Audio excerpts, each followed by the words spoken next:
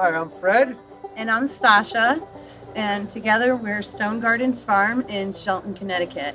We started this together 16 years ago. We started growing a little bit of vegetables out on the front hay lot and selling them on the side of the road. Neither of us were brought up by parents who had farms or farmed.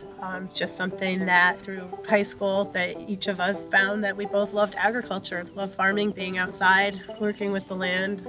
When we first started, we were on top of the hill, maybe an acre and maybe a couple acres of sweet corn around it. We never figured it was going to get to where it is now. Never. It just slowly evolved. We started out, like she said before, it was this little roadside table selling some sweet corn and tomatoes and cucumbers. When we started going to the farmers markets, forget it. I mean, there was just such corrupt competition at the markets, we couldn't compete. So that's when, it was probably about 8 or 9 years ago, it was when we knew that we really wanted to keep farming, but we couldn't do it selling retail the way we were. So when we started the CSA model, it just took off. We do tomato sauce, we do just crushed plum tomatoes jarred, and we have a partnership with Liquid Lunch, a local restaurant in town. They developed a salsa recipe for us to use in our jarred salsa. What's great about having those extra tomato products is during the winter when you have nothing, the tomato sauces, it's like opening a jar of summer tomatoes. Customers love it. We do a winter CSA share, so that's a staple in the boxes are the tomato products each week. We never thought that it would be what it became, but because there was such a demand for locally grown food, and for people knowing the person where it came who grew their food. They really want to put the connection of these people grew my food and they're picking it, harvesting it, and giving it to us fresh. They want to know that connection. They don't want to buy a nameless piece of fruit or vegetable in the grocery store, not knowing who grew it, what was on it. They want to be able to talk to the person who grew it. And there's a lot of people who are coming around to that now and want more and more of it. Because only 1% of us grow food. They need us more than we need them. You know what I'm saying? Everybody keeps flocking to us. So if the guy down the street wanted to start growing vegetables, we're going to help him out because there's more customers than we can supply. You know, there's definitely a need for more and more vegetable growers in the state. Well, when we first started getting bigger and bigger and bigger, we were having, all kinds of problems with the vegetables.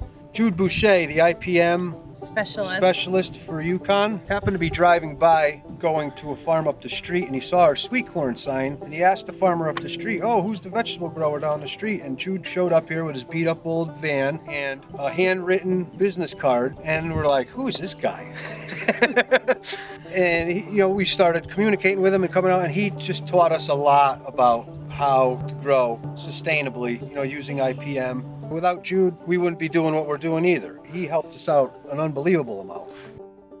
Well, we started off picking rocks by hand, trying to clear out rocks of the field, and we just figured out that our soil was so rocky that it wasn't even worth the time. No, the land's just not set up for that. That's why we grow a lot on these raised beds with plastic with the drip irrigation underneath it for a lot of the crops. But a lot of the other crops, which other people would normally grow in rows and cultivate, we grow on the raised beds. So we don't have to cultivate them because we can't cultivate them. Because we found out when we went through with a cultivator, we ripped out more plants and rocks than it was worth it.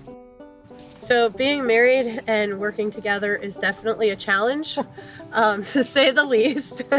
But we've figured it out. It was that I stayed on handling the public and the selling end of things, and he stayed away from people and out in the fields. And we're both much happier now.